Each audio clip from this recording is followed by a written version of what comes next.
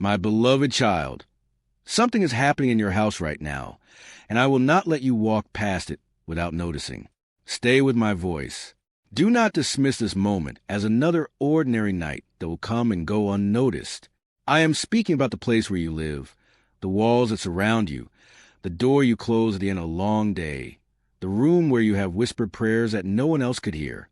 My attention is resting on that place tonight, not because of the walls, the roof, or the furniture, but because of the life within it, because of you.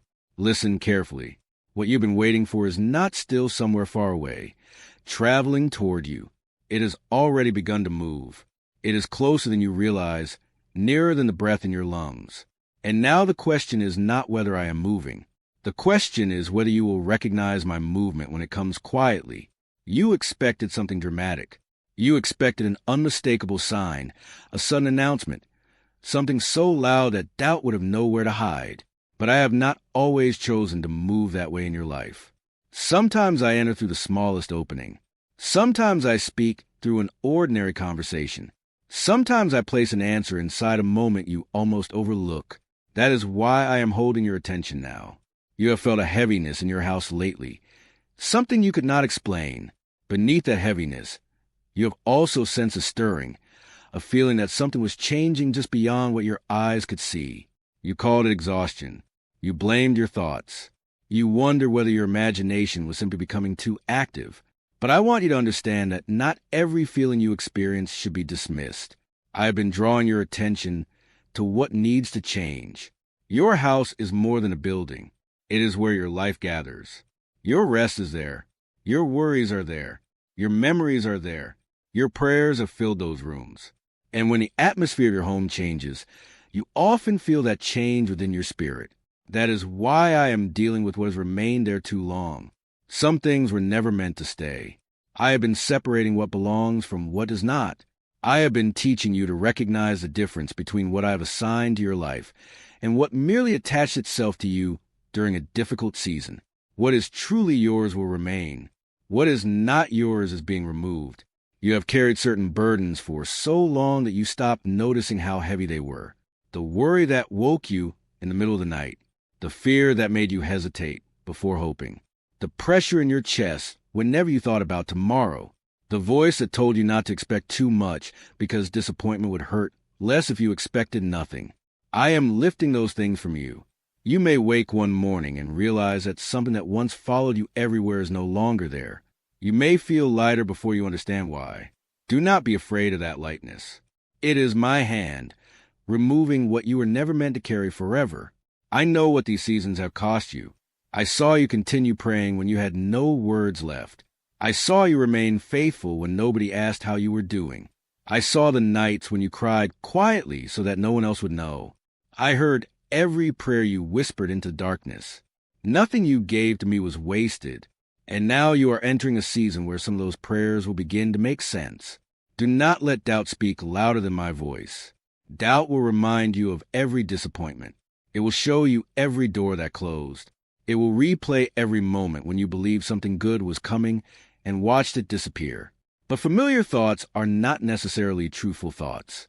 What happened before does not have the authority to define what happens next. Something has already shifted.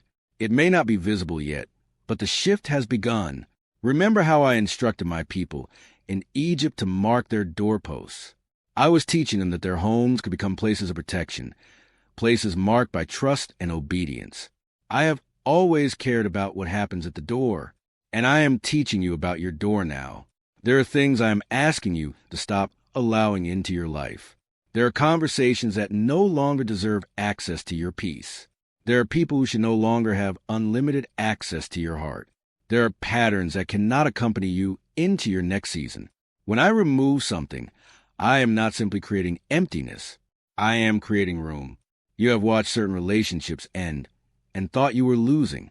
You watched opportunities disappear and assumed you had been rejected. You prayed for doors to open, and when they remained closed, you wondered why I was silent. But some closed doors were my protection. Some refusals were mercy. Some delays kept you from entering places that would have wounded you. You thought I was denying you. I was keeping you.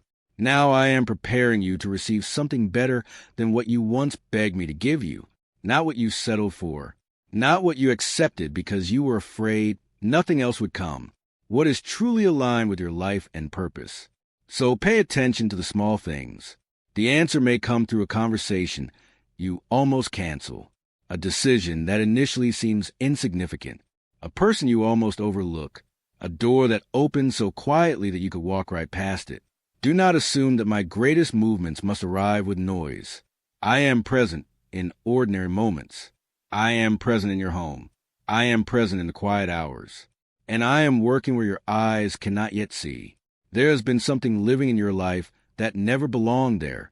It entered quietly during a painful season. At first, you thought it was temporary. Then you became accustomed to it. Eventually, you began calling it part of your personality. But it was never who you were. It was a burden you learned to live with. I am removing it.